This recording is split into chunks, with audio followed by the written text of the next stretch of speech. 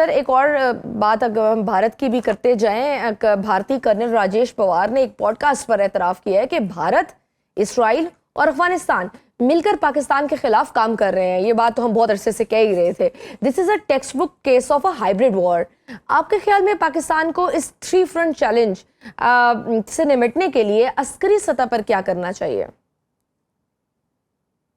देखिए, जो hybrid war होती है जब वो एक डिफरेंट नेचर की होती है। मई 2025 में जब सीज फायर हुआ था तो बहुत सारे टेलीविजन पर जब मैं आता था तो आप जैसे जर्नलिस्ट पूछते थे कि अभी वे फॉरवर्ड क्या है, इंडिया के पास क्या ऑप्शन बची है। तो मैंने कहा था कि प्रॉक्सी ऑप्शन बची है, क्योंकि वो फ्रंट पर आकर मुकाबला नहीं कर सके। रात को उन्होंने 12:30 85 जहाज भेजे, वो काम नहीं कर सके, बल्कि उन्होंने 8 जहाज उनके वापस लैंड नहीं किए, तो बहुत बड़ी कीमत उनको देनी पड़ी। फिर 10 तारीख को उन्होंने प्रेसिडेंट ट्रंप से सीज फायर की रिक्वेस्ट की, वो भी तारीख का हिस्सा है। तो मेरा नहीं, उस वक्त भी मैंने कहा था कि मेरा नहीं ख्याल कि इंडिया चाहेगा कि अब इस तरह का कोई और एडवेंचर या मिस एडवेंचर करे, तो वो उनके पास ऑप्शन यही बचती है कि वो प्रॉक्सी वॉर को करे। प्रॉक्सी वॉर की लिमिटेशन ये होती है, या एक चैलेंजेस ये होते हैं कि ये डिक्लेयर्ड वॉर नहीं होती, इसमें नोन जगह नहीं पता होती, टाइमिंग्स नहीं पता होते, चॉइस ऑफ वेपन्स नहीं पता होता।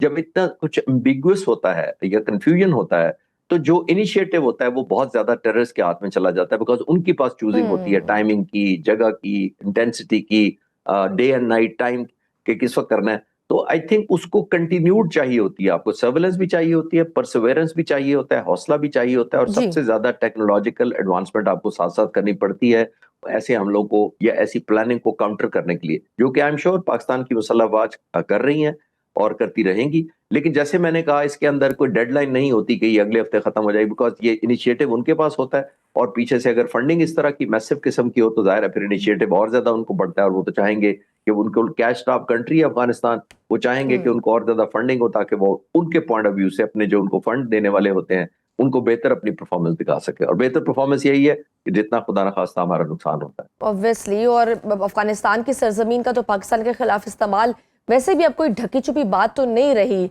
और दूसरा अफगान तालिबान की मौजूदगी में अगर टीटीपी को वहां महफूज पनाहगाहें और लॉजिस्टिक सपोर्ट मिल रही है, तो फिर आपके ख्याल में पाकिस्तान का अगला अस्करी ऑप्शन क्या होना चाहिए? Don't you think cross border strikes अब नागुज़ीर हो चुकी हुई हैं?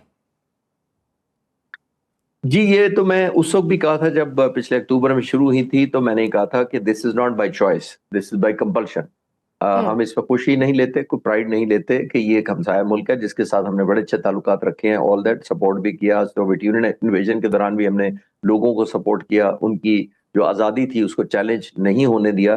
तो हमारा तो ट्रैक रिकॉर्ड बहुत अच्छा था, बट अनफॉर्चुनेटली क्योंकि फंडिंग बहुत ज्यादा है तो फिर हमारे पास चॉइस नहीं रहती, क्योंकि जब हम रोजाना की बुनियाद पर एक सोल्जर से लेके पुलिसमैन और सिविलियन निहत्ते मासूम बच्चे और इस तरह के स्कूल की खवातीन और इस तरह के जब हम जनाजे उठाते हैं, टिल आप सीनियर ऑफिसर्स मिलिट्री के ले ले जो रोजाना की बुनियाद पर जाने दे रहे हैं पाकिस्तान आर्मी के, तो फिर हमारे पास भी ये ऑप्शन नहीं रहती, क्योंकि जनाजे बहुत भारी होते हैं ऐसे जो मासूम लोगों की जाहिर जान चली जाए जिसके अंदर उनका कसूर भी ना हो, तो फिर हमने रिटेलिएट करना होता है।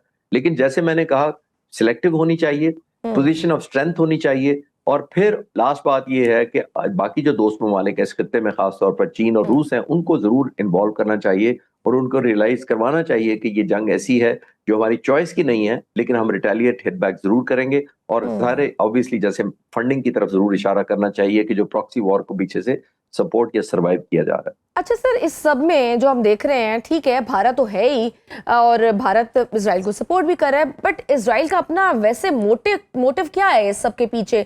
अपनी मशरिक वस्ता में जंग छोड़कर वो पाकिस्तान में इस तरह भारत को सपोर्ट कर रहा है, जदीद टेक्नोलॉजी दे रहा है, इंफॉर्मेशन दे रहा है, जस्ट टू कि पाकिस्तान के हालात और पाकिस्तान को गैर मुस्तहकम बनाए।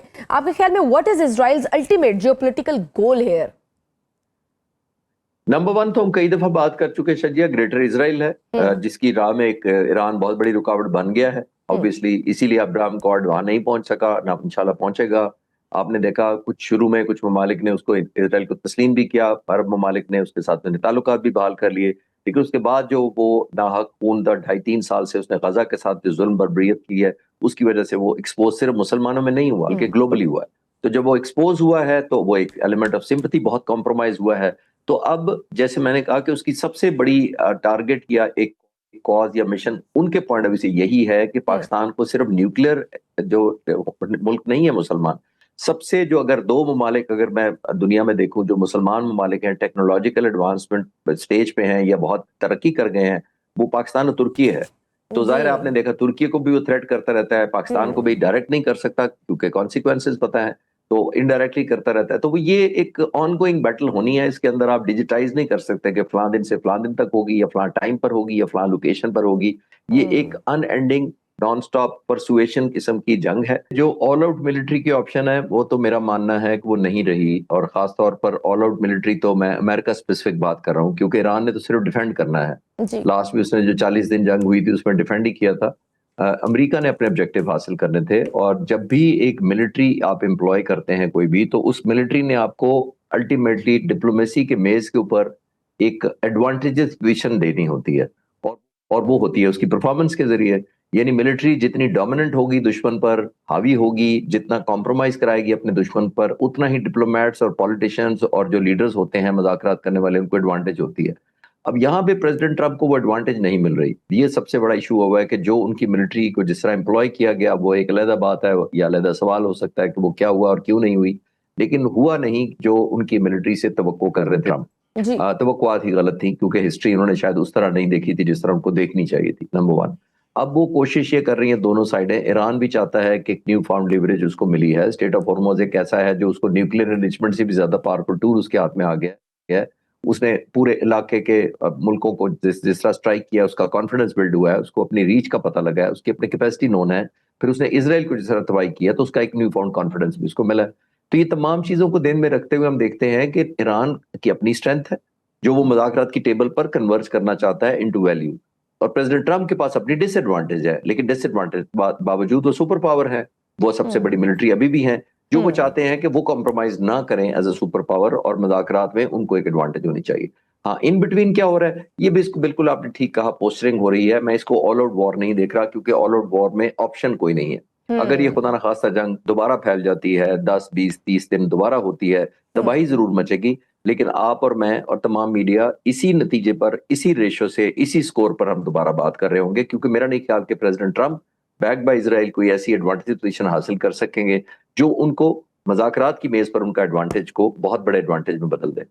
बिल्कुल सही। और अमेरिकी सेंटकॉम का जो दावा है कि उन्होंने ईरान के तमाम बैलिस्टिक मिसाइल्स और ड्रोन्स मार गिराए हैं, जबकि हम दूसरी तरफ देख रहे हैं ईरान कहता है कि नहीं, उन्होंने 5वीं बहरी बेड़े के हेडक्वार्टर को हिट किया है।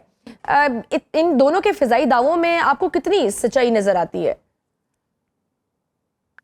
देखिए, अमेरिका का तो नोन है कि वो डिनाइल मोड में रहे हैं इस पूरे 40 दिन की जंग में भी, और पहली दफा नहीं हुआ। वर्ल्ड वॉर 2 भी जब हुई थी, जो अमेरिका के नुकसानात हुए थे, सबसे ज्यादा लेस क्रेडिबल जो जिसके नुकसानात थे वो अमेरिका ने माने थे। दैट मीन दुनिया में जहां और तबाही हुई थी, बहुत सारे मुल्कों में जो वर्ल्ड वॉर 2 में शामिल थे, उन्होंने माना था कि उनका क्या नुकसान हुआ है ड्यूरिंग द वॉर।